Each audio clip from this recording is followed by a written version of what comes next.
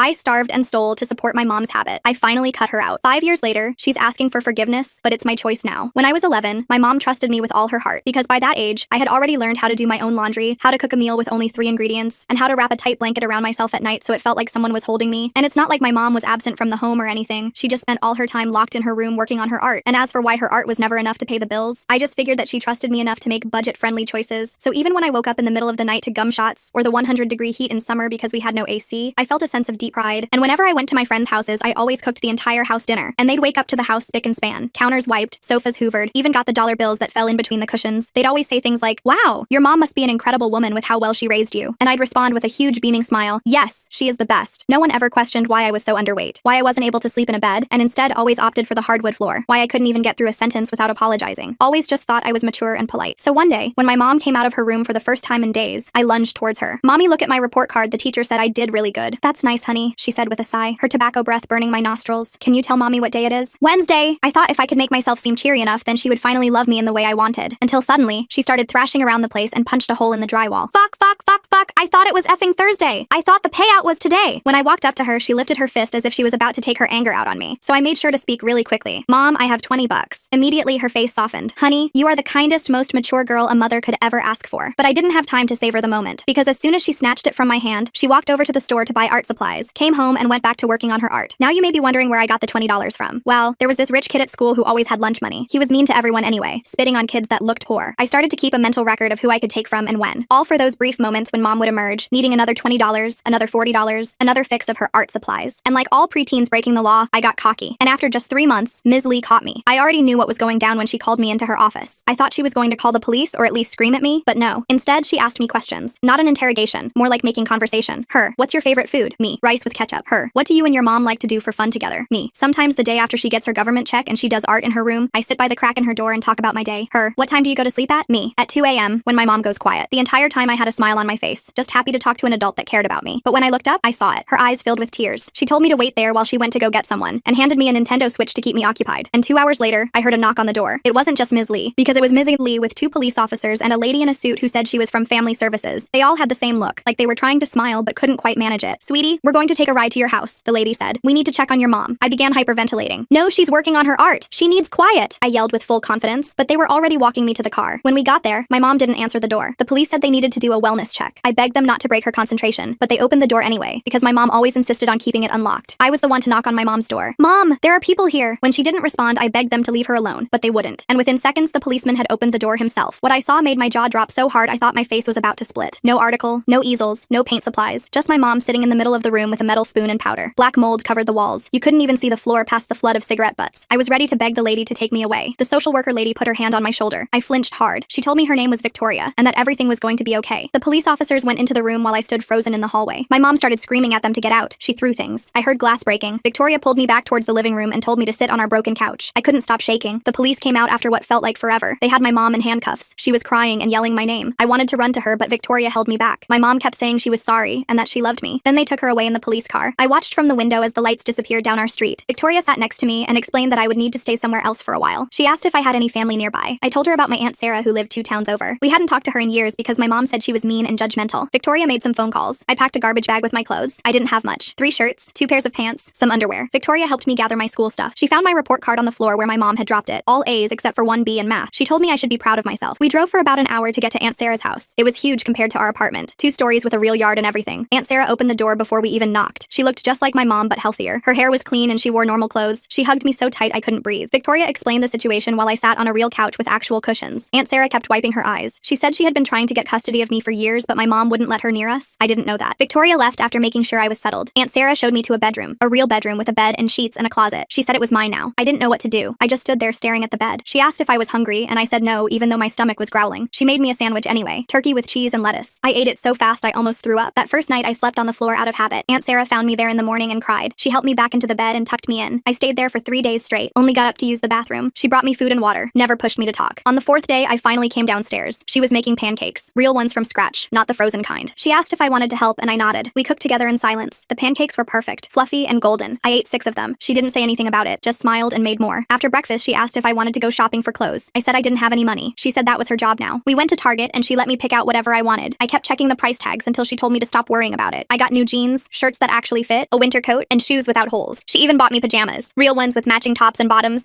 When we got home, she helped me put everything away in my closet. Then she sat on my bed and asked if I wanted to talk about my mom. I shook my head. She said that was okay, and we could talk whenever I was ready, or never if that's what I wanted. But she did tell me one thing. My mom was sick and needed help. It wasn't my fault, and I couldn't have fixed her. I had done everything a kid could do and more. Way more than I should have had to. I started crying then, like really crying. The kind where you can't breathe and snot runs down your face. Aunt Sarah held me while I sobbed. She didn't try to make me stop or tell me it would be okay. She just let me cry until I couldn't anymore. School started 2 weeks later. Aunt Sarah drove me there herself in her old Honda Civic that smelled like vanilla air freshener and coffee. She walked me to the office and made sure everything was set up. New emergency contacts, new address, new everything. The secretary kept giving me these sympathetic looks that made my skin crawl. Aunt Sarah hugged me goodbye and told me to have a good day. Her perfume was different from my mom's, cleaner, softer. I was terrified. What if everyone knew about my mom? What if they all stared at me, but nobody said anything? I went to my classes like normal, ate lunch alone like always, picking at the cafeteria meatloaf that looked nothing like food, did my homework in the library after school while waiting for Aunt Sarah to pick me up. The librarian, Mrs. Chen, started leaving little bowls of pretzels on my usual table. Things were good for about a month. I was eating 3 meals a day, sleeping in a real bed with sheets that matched and pillows that weren't flat as pancakes, taking hot showers whenever I wanted without worrying about the water bill. Aunt Sarah even signed me up for soccer because I mentioned once that I thought it looked fun. She bought all the gear, cleats that actually fit, shin guards, a water bottle with my name on it. She came to every practice, sitting on the metal bleachers with the other parents. I was terrible at first, but my coach said I was getting better. My teammates were nice to me. One girl named Isabella invited me to her birthday party. I'd never been to a real birthday party before. Then my mom called. Aunt Sarah had given me a phone for emergencies. A flip phone, nothing fancy, with a little charm hanging off it that she said was for good luck. I was doing homework when it rang. Unknown number. I answered without thinking. Her voice was different, clearer somehow. She said she was in a treatment place and doing better. She missed me so much. She was sorry for everything. Could I come visit just once? She needed to see me, to explain things, to make it right. I told her I'd think about it and hung up. My hands were shaking so bad I dropped the phone. It clattered on the hardwood floor, the sound echoing in my quiet room. I didn't tell Aunt Sarah about the call. I knew I should have, but I didn't want her to take my phone away. My mom called again the next day, and the next. Always when Aunt Sarah was at work, always saying the same things. She loved me. She was getting better. She just needed to see me one time. Her voice had that quality it got sometimes, desperate but trying to sound casual. On the 5th day, she told me she was getting out soon. Maybe we could be a family again, a real family this time. She'd get a job, a nice apartment. We'd have food in the fridge and heat in the winter. Everything I ever wanted. She even mentioned getting a cat, remembering how I'd always wanted one. I started planning, saved my lunch money instead of eating, told Aunt Sarah I wasn't hungry at dinner, that my stomach hurt from running too much at soccer, put half my food in napkins and threw it away later. I needed to be ready when my mom got out, needed to have money for her. Old habits die hard, I guess. Aunt Sarah noticed I was losing weight. She made doctor appointments. The doctor said I was malnourished and needed to eat more. Aunt Sarah watched me at every meal after that, made sure I finished everything. I got creative, spit food into my milk when she looked away, stuffed it in my pockets, fed it to her dog Bruce when she went to the bathroom. Bruce was a golden retriever who would eat anything, wagging his tail like we were playing a game. My mom's calls got more frequent, 3 times a day, 4, sometimes during class, making my phone vibrate against my leg. She said the treatment place was horrible. They were mean to her, didn't understand her art. She needed out, needed my help. Did I still love her? Was I her good girl? The one who always helped mommy? I said yes to everything. Couldn't help it. Her voice did something to my brain, made me forget all the bad stuff, made me remember the few times she hugged me, the time she said she was proud of me for making dinner, the time she let me sleep in her bed during a thunderstorm, her arms around me, making me feel safe for once. She told me her release date, 2 weeks away, October 15th, a Tuesday. Said she'd come get me and we'd run away together. Start fresh somewhere new. Maybe California where it was always warm and I could see the ocean. I could go to school there. She'd get clean for real this time, not like before. This time would be different. I believed her. Or maybe I just wanted to believe her. Hard to tell the difference when you're 12 and desperate for your mom to love you. I started packing secretly. Put clothes in my backpack a little at a time. My favorite jeans, the sweater Aunt Sarah bought me that was the softest thing I'd ever owned. Took food from the pantry when Aunt Sarah wasn't looking. Crackers, granola bars, anything that wouldn't go bad. Filled water bottles and hid them under my bed. I felt guilty but also excited. My mom wanted me. She was choosing me. After everything, she still wanted to be my mom. That had to mean something, right? The night before her release, I couldn't sleep. Kept checking my phone every few minutes, the blue glow lighting up my face in the dark. She said she'd call when she got out, tell me where to meet her. I'd sneak out while Aunt Sarah was at work, take the bus to wherever she was. We'd be together again, a real family. I had it all planned out. Even wrote Aunt Sarah a note thanking her for everything. Told her not to worry about me, that I'd be okay. I must have rewritten it 10 times trying to find the right words. Morning came and no call. I went to school like normal, my backpack heavy with supplies. Checked my phone between every class. Nothing. Lunchtime, still nothing. Isabella asked if I wanted to sit with her and her friends. I said no, too distracted to be social. By the time Aunt Sarah picked me up, I was panicking. What if something happened? What if they didn't let her out? What if she forgot about me? I barely touched my dinner. Chicken and rice that usually was my favorite. Aunt Sarah asked if I was feeling sick. I said yes and went to bed early. Lay there staring at my phone, willing it to ring. It finally rang at midnight. I answered before the first ring finished, my heart pounding. But it wasn't my mom. It was a man. His voice was rough, like he'd been smoking for years. He said he was a friend of hers. She was staying with him for a few days, getting back on her feet. She needed money for a bus ticket to come get me. Just $100. Could I get it somehow? I said I didn't have any money. He got angry. Said I was a selfish kid. Didn't I want to see my mother? Didn't I love her? She talked about me all the time. Her perfect daughter who always helped her. Now I wouldn't even help when she needed me most. I started crying. Said I'd figure something out. He told me to meet him tomorrow at the gas station near my school, the Shell station on Maple Street. Bring whatever money I could get. Cash only. Don't tell anyone or my mom would get in trouble. Might even go to jail. Did I want that? Did I want my mom in jail? I said no and hung up. Spent the rest of the night trying to figure out where to get money. Aunt Sarah's purse was downstairs. She usually had cash, but stealing from her felt different than stealing from kids at school. She'd been been so nice to me, given me everything, but my mom needed me, and I needed my mom. Next morning, I took $40 from Aunt Sarah's wallet while she was in the shower. The bills were crisp and new, like she'd just been to the ATM, felt sick the whole time, almost put it back twice. But I kept thinking about my mom, about being a family again, about her choosing me. I went to school with the money burning a hole in my pocket, couldn't focus on anything, kept watching the clock. At lunch, I walked to the gas station. The man was there like he said, tall and skinny with tattoos on his neck, some kind of snake or dragon. He grabbed the money and counted it, said it wasn't enough. My mom needed at least 200. I told him that was all I had. He said I better find more by tomorrow or my mom would be real disappointed. Then he left, getting into a hit-up truck that belched black smoke. I went back to school feeling worse than ever. $40 gone and my mom still wasn't coming. That night, I couldn't eat at all. Aunt Sarah felt my forehead and said I seemed warm. Maybe I should stay home tomorrow. I said no too quickly. She looked at me funny but didn't push it. After she went to bed, I snuck downstairs again. The stairs creaked under my feet and I froze each time, listening for movement. Found her emergency cash in the kitchen drawer. $200 in 20s. I took it all. Figured I'd need it for the man plus extra for my mom when she came. Went back to bed but couldn't sleep. Kept thinking about Aunt Sarah finding the money gone. What she'd think. What she'd do. Next day, I met the man again. Gave him the 200. He smiled and said my mom would be so happy. She'd call me tonight for sure. Set up when and where to meet. I believed him because I had to. Went through the rest of school in a daze. Isabella asked if I wanted to come over after soccer practice. Her mom was making tacos. I said maybe another time. She looked hurt, but I couldn't think about that. Had to focus on my mom, on our plan, on being a family again. That night, Aunt Sarah made my favorite dinner. Spaghetti with meatballs. Real ones, not from a can. She'd been cooking all afternoon, the house smelling like garlic and tomatoes. I forced myself to eat so she wouldn't worry. She talked about weekend plans. Maybe we could go to the movies, or the beach if it was warm enough. She'd pack a picnic, bring Bruce. I nodded and smiled and felt like the worst person in the world. She was planning our weekend and I was planning to disappear. After dinner, she hugged me and said she loved me. I almost told her everything right then. Almost. But I didn't. Just hugged her back and went to my room. My phone rang at 10. Unknown number again. But it wasn't my mom. It was the man. He said there was a problem. My mom got arrested. Something about old warrants. She needed bail money. $500. Could I get it? I said no. That was too much. He said I didn't understand. If she didn't get bail, she'd be in jail for months. Maybe years. Was that what I wanted? My mom rotting in jail because her daughter wouldn't help her? I was crying again. Told him I'd try. He said I had until tomorrow night. After that, my mom was on her own. I knew Aunt Sarah didn't have $500 just lying around, but I also knew she had a jewelry box in her room. Some of it looked expensive. Maybe I could take a piece and pawn it. She had so much she probably wouldn't notice one thing missing. At least not right away. And by then, I'd be with my mom. We'd figure out how to pay her back. My mom would get a job like she promised. We'd save up and buy Aunt Sarah new jewelry, better stuff even. I waited until I heard Aunt Sarah snoring, snuck into her room quiet as I could. The jewelry box was on her dresser, made of dark wood with little flowers carved on top. I opened it slowly. Lots of necklaces and rings and bracelets. I grabbed a gold necklace that looked heavy, figured gold was worth a lot. Was about to leave when I saw a picture tucked into the mirror. Me and Aunt Sarah at my first soccer game, both of us smiling huge. I looked happy, really happy. Happier than I'd ever been with my mom. I stood there staring at it, holding the necklace, thinking about everything. Then Aunt Sarah woke up, saw me standing there with her necklace. I expected her to yell, to call me a thief, to kick me out, but she just looked sad, asked me to sit down. I sat on her bed still holding the necklace. She asked if I needed money for something. I started sobbing, told her everything, about my mom calling, about the man, about the money I already took, about the bail. Everything just poured out. She listened without interrupting. When I finished, she asked for my phone. I gave it to her. She looked through the calls, then she hugged me, told me none of this was my fault. My mom was sick and was using me. The man was probably her dealer. There was no bail, no arrest, just more lies to get money for substances. I wanted to argue, to say she was wrong, that my mom loved me and needed me. But deep down, I knew Aunt Sarah was right. My mom had been out for days and hadn't come to see me, just sent some man to get money. Same pattern as always. Same lies, same manipulation, same me falling for it because I wanted so badly for her to love me, to choose me, to be a real mom. But she wasn't capable of that. Maybe she never was. Aunt Sarah called the police about the man, gave them his description and the gas station location. Then she called to change my phone number, said we'd deal with the stolen money tomorrow. Tonight, I just needed sleep. She tucked me into bed like I was a little kid, sat with me until I stopped crying, told me she loved me, that I was safe, that I didn't have to take care of anyone but myself. That was her job now, taking care of me, and she wasn't going anywhere. Next few weeks were hard. I kept waiting for my mom to show up, to bang on the door demanding to see me, but she never came. The man got arrested for dealing. Police said he gave them information about my mom. She was back using, living in some house with other addicts. Probably didn't even remember calling me. Or maybe she did and just didn't care enough to try again once the money stopped coming. Either way hurt the same. Aunt Sarah got me into therapy. Some lady named Dr. Martinez who specialized in kids like me, kids who had to grow up too fast, who took care of parents instead of the other way around. Her office had soft chairs and tissues on every table. She taught me about boundaries, about how it wasn't my job to save my mom, how I couldn't love her into being healthy, how her addiction wasn't my fault or my responsibility. Easy to understand in my head, harder to believe in my heart. I started doing better in school. Turns out when you're not worried about your mom all the time, you can actually focus on learning. My grades went from good to great. Teachers started noticing me for good reasons, not because I was stealing or falling asleep in class. Isabella invited me to her house again. This time I said yes. We played video games and ate pizza and talked about boys we thought were cute, normal kid stuff. Felt weird, but good. Soccer season ended and Aunt Sarah signed me up for basketball. I was terrible at that too, but my teammates didn't care. They just wanted me to have fun. So I did. Ran around and missed shots and laughed when I fell. Aunt Sarah came to every game, cheered even when we lost, took the whole team for ice cream after. Some of the other parents started talking to her, asking if I could come to sleepovers and birthday parties. She always said yes. My therapist said I was making progress, learning to be a kid instead of a caretaker. But I still had bad days. Days when I missed my mom so much it physically hurt. When I remembered the good moments and forgot all the bad. When I wondered if I gave up too easy. If I should have tried harder, done more, been better. Dr. Martinez said those feelings were normal, that they'd probably never go away completely, but they'd get easier to handle. And they did, slowly. One day Aunt Sarah asked if I wanted to visit my mom. She was in a rehab facility, a real one this time, had Had been clean for 60 days. Her counselor thought seeing me might help her recovery, but only if I wanted to. No pressure either way. I thought about it for a week, changed my mind a dozen times, finally decided yes. I needed to see her, to know if she was really trying this time, or if it was just another lie. The facility was nice, clean and bright with lots of windows. Nothing like I expected. My mom was waiting in the visiting room. She looked different, healthy. Her skin was clear and her hair was washed. She'd gained weight, good weight. When she saw me, she started crying. I did too. We hugged for a long time. She smelled like soap instead of cigarettes, felt solid instead of fragile. When we sat down, she took my hands, apologized for everything, said she understood if I hated her, that she'd been a terrible mother, put me through things no kid should go through, that she was sorry, so sorry. I told her I didn't hate her, that I loved her, always had, even when things were bad, especially when things were bad. She cried harder, said she didn't deserve my love but was grateful for it, that she was working hard to get better, going to meetings, taking medication, learning to deal with her problems without substances, that she wanted to be the mom I deserved, even if it took years, even if I never trusted her again. She wanted to try. We talked for an hour, about school and soccer and Aunt Sarah. She said she was glad I was with Sarah, that her sister was a good person, better than she'd ever been, that I was safe and loved and that's all she wanted for me. When visiting time ended, we hugged again. She said she loved me, that she'd always love me, that she'd call when the facility allowed it, write letters, whatever I was comfortable with, but no pressure. My healing came first. She'd wait as long as it took. Aunt Sarah drove me home in silence, let me process everything. When we got back, she made hot chocolate and we sat on the couch. I told her about the visit, how my mom seemed different, how she apologized, how she said she wanted to get better. Aunt Sarah listened and nodded, said she hoped it was true, that my mom would stay clean, but that we'd take it one day at a time. No expectations, no pressure, just see what happens. My mom did call, once a week like she promised. We talked about safe things, school and friends and books I was reading. She told me about her recovery, the steps she was working, the job training program she'd joined, the apartment she hoped to get when she left the facility. Small things, normal things, things that gave me hope, but I was careful with that hope. Kept it small and protected. Didn't let it grow too big too fast. Months went by like that. Phone calls every Sunday at 3 p.m. My mom stayed clean. Got out of the facility and into a halfway house. Started working at a grocery store stocking shelves. Sent me pictures of her little room. Just a bed and dresser, but she was proud of it. Said it was the first place she'd paid for with her own money in years. I put the pictures on my bulletin board next to my soccer team photo. Then one day she asked if we could meet for lunch, just the two of us, somewhere public. Aunt Sarah could drop me off and pick me up. No pressure. I thought about it for 3 days. Asked Dr. Martinez what she thought. She said it was my choice, but to trust my gut. My gut was scared, but also curious. So I said yes. We met at a Denny's near her halfway house. She was already there when I arrived, drinking coffee and looking nervous. She stood up when she saw me. We hugged awkwardly, sat down and stared at our menus. The waitress came by twice before we were ready to order. Finally, I got pancakes. She got a salad. We made small talk about the weather, about my basketball season starting, about her job. Then she pulled out an envelope. Inside was $240, the money I'd stolen for her dealer. She said she'd been saving to pay it back. Wanted to give it to Aunt Sarah, but thought I should do it. Part of making amends. I stared at the money, remembered stealing it, how scared I was, how desperate. She said she was sorry for putting me in that position, for making me think I had to take care of her, for being the kind of mom whose kid had to steal to survive. I told her Aunt Sarah didn't care about the money, that she'd forgiven me right away. My mom nodded, said Sarah was good like that, always had been, even when they were kids. Then she told me stories about growing up with Aunt Sarah, how Sarah always looked out for her, tried to help when things got bad, but my mom was too proud, too stubborn, pushed her away, chose substances over family, regretted it every day since. Lunch ended and my mom walked me outside to wait for Aunt Sarah. She asked if we could do this again, maybe once a month. I said I'd think about it. She said that was fair, more than fair. When Aunt Sarah pulled up, my mom waved but didn't approach the car. I got in and we drove away. I watched my mom get smaller in the side mirror. She stood there until we turned the corner. That night, I gave Aunt Sarah the money. She tried to refuse, but I insisted, said it was important. She put it in her wallet and that was that. No big deal, no drama, just done. We made tacos for dinner and watched a movie. Bruce curled up between us on the couch. Normal Tuesday night stuff, felt good. I met my mom for lunch once a month after that. Always at the same Denny's. Always pancakes for me and salad for her. She stayed clean. Got promoted to shift supervisor. Moved into a real apartment with a roommate named Brittany, who was also in recovery. Showed me pictures of their place. Clean and simple. Nothing fancy but better than anywhere we'd lived together. For my 13th birthday, she asked if she could take me shopping. Real shopping. Not stealing or scraping together dollars. She had a budget saved up and everything. Aunt Sarah said okay, but looked worried. I was worried too. But my mom showed up on time. Took me to the mall. Let me pick out clothes and books and a new backpack for school. Didn't complain about prices or make me feel guilty. Even bought us pretzels at the food court. When she dropped me off, she gave me one more present. A letter. Said to read it when I was ready. Maybe with Aunt Sarah. Maybe with Dr. Martinez. Maybe alone. Whatever felt right. I waited until bedtime. Sat on my bed and opened it carefully. Her handwriting was neat. Neater than I remembered. The letter was long. 5 pages front and back. She wrote about her childhood. How her dad left when she was 7. How her mom worked 3 jobs and was never home. How she started drinking at 12 to feel less lonely. Moved to harder stuff by 15. Met my dad at 17. He was older and had money. Seemed like a way out. But he was just another addict. They enabled each other. Made each other worse. She wrote about finding out she was pregnant with me. How she tried to get clean but couldn't. How she convinced herself she'd quit after I was born. But addiction doesn't work that way. She loved me from the second she saw me. But love wasn't enough. The substances always won. Always came first. Even when she hated herself for it. Even when she saw what it was doing to me. She wrote about watching me take care of myself. How proud and horrified she was. Proud that I was so capable. Horrified that I had to be. How she'd lie in her room high and hear me cooking dinner, doing homework, taking care of everything. How she'd want to help but couldn't move, couldn't think past the next fix. How she'd promise herself tomorrow would be different, but tomorrow never came. She wrote about the day they took me away. How it was the worst and best day of her life. Worst because she lost me. Best because I was finally safe. How she spent the first month in treatment planning to get me back, making all the same promises, all the same lies. How her counselor made her face the truth, that she wasn't capable of being my mom, not then, maybe not ever, that loving me meant letting me go. She wrote about watching me thrive with Aunt Sarah, getting updates from the facility, hearing about soccer and friends and good grades, how it hurt and healed at the same time, knowing I was happy, knowing it was without her, how she had to learn to be okay with that, to want my happiness more than my presence, to love me more than she needed me. The last page was about now, how she woke up every day and chose to stay clean, not for me, for herself, because she finally believed she deserved better, how she went to meetings and worked the steps and helped other addicts, how she was learning to be a person, not just an addict, not just a bad mother, a whole person with good and bad and everything in between. She ended by saying she loved me, would always love me, that I saved her life by leaving, by thriving without her, by showing her what she was missing, what she was destroying, that she didn't expect forgiveness, didn't expect a relationship, just wanted me to know the truth, the whole truth, that I was the best thing she ever did, even if she did it badly, even if it hurt us both. I was her greatest accomplishment and her biggest regret. Both things true at the same time. I cried reading it, cried harder showing it to Aunt Sarah, cried in Dr. Martinez's office discussing it, cried because it answered questions I didn't know I had, explained things I'd been too young to understand, made my mom human instead of a monster, made her sick instead of evil, made it easier to forgive her, made it easier to forgive myself for not being enough to save her. After that, our lunches got easier. We talked about real things, her recovery, my life, the future. She never asked for more than I could give, never pushed for overnight visits or holidays or anything bigger than monthly lunches. Said she was grateful for whatever I was comfortable with, and she meant it. I could tell. She was different. Still my mom, but also a stranger. Someone I was getting to know for the first time. Sophomore year, I made varsity basketball. My mom came to a game, sat in the back with the other parents, didn't try to talk to Aunt Sarah or make a scene, just watched and cheered when I made a shot, left before I could find her after, sent a text saying she was proud. That was it. Perfect in its simplicity. No drama, no expectations, just support. She came to more games after that, always in the back, always leaving quietly. Sometimes I'd wave and she'd wave back. Sometimes I'd be too focused on the game to notice her. Either way was fine. She was there because she wanted to be, not because she had to be, not because I needed her to be, just because. Junior year, she got her own place. No roommate, just her and a cat named Harley. She'd been promoted to assistant manager, had health insurance and a savings account. Normal adult things that felt like miracles. She invited me over for dinner, said Aunt Sarah could come too, make sure everything was safe. I said I'd think about it. Took me a month to decide. Dr. Martinez said there was no rush, no right answer, just what felt comfortable. So I went. Aunt Sarah dropped me off but didn't come in. Said this was my thing, my choice. She'd be right outside if I needed her. My mom made spaghetti, not from a jar. Real sauce with tomatoes and basil and garlic. We ate and talked about school, about her cat, about anything except the past. It was nice, weird, but nice. I started going over once a month, sometimes twice. Always told Aunt Sarah where I was. Always had my phone. Always had an exit plan, but I never needed it. My mom kept things light, kept things safe, showed me she could be trusted, at least with this, at least for now. And that was enough, more than enough. It was everything. Senior year, she came to my graduation, sat with the other parents this time, not in the back, not hiding, right there with everyone else. Took pictures when I walked across the stage, hugged me after, quick and careful, said she was proud, said she loved me, said she'd see me at lunch next week, then left. No trying to join the family celebration, no making it about her, just there and gone. Perfect. I'm in college now. State school about 2 hours from home. Home being Aunt Sarah's house. Always will be. My mom and I text sometimes, still have lunch when I'm in town. She's been clean 6 years, has her own life, friends from recovery, a boyfriend named Kyle who's also sober, a promotion to store manager, normal problems like car repairs and tax returns, nothing like before. She asked once if I'd ever call her mom again. I'd been calling her by her first name since I moved in with Aunt Sarah. Couldn't help it. Mom felt too loaded, too heavy, too much history. I told her maybe someday, when it felt right, if it ever felt right. She said she understood, said her name was fine, said having me in her life at all was more than she deserved, and she meant it. Aunt Sarah is still Aunt Sarah, still comes to my games, still makes sure I'm eating enough, still hugs me too tight when I come home for breaks, still my real parent in all the ways that matter. She never adopted me officially, said she didn't need papers to love me, to be my family. She was right. Blood makes you related, choice makes you family. She chose me every day, still does. I'm studying social work, want to help kids like me, kids who raise themselves, who take care of parents who can't take care of them, who steal and lie and starve to survive, who think love means sacrifice, who think they're not worth saving. Dr. Martinez says I'll be good at it, that my experience will help others, that pain can become purpose. Maybe she's right. My mom sends cards on holidays, calls on my birthday, comes to important things when invited, stays away when not. We have boundaries now, clear ones, healthy ones. She respects them. I respect her recovery. We're not mother and daughter exactly, not friends either. Something in between, something unique, something that works for us. Sometimes I think about that 11-year-old girl, cooking rice with ketchup, sleeping on floors, stealing to survive, thinking it was normal, thinking she was loved, just not the way she needed, not the way she deserved, but she survived. She got out. She got Aunt Sarah and Dr. Martinez and teammates and friends. She got a life, a real life, a good life. And sometimes, when her mom calls just to say hi, just to hear her voice, just to exist in the same space for a few minutes, she remembers that love is complicated, that people can be sick and still love you, that you can love them back without sacrificing yourself, that forgiveness doesn't mean forgetting, that moving forward doesn't mean moving back, that family is what you make it, who you choose, how you show up. So yeah, that's my story. Kid who raised herself, mom who chose substances, aunt who chose me, not exactly happy, not exactly sad, just true, just life, just what happened and what's happening and what might happen next. One day at a time, one choice at a time, one lunch at a time, and that's enough, more than enough. It's everything.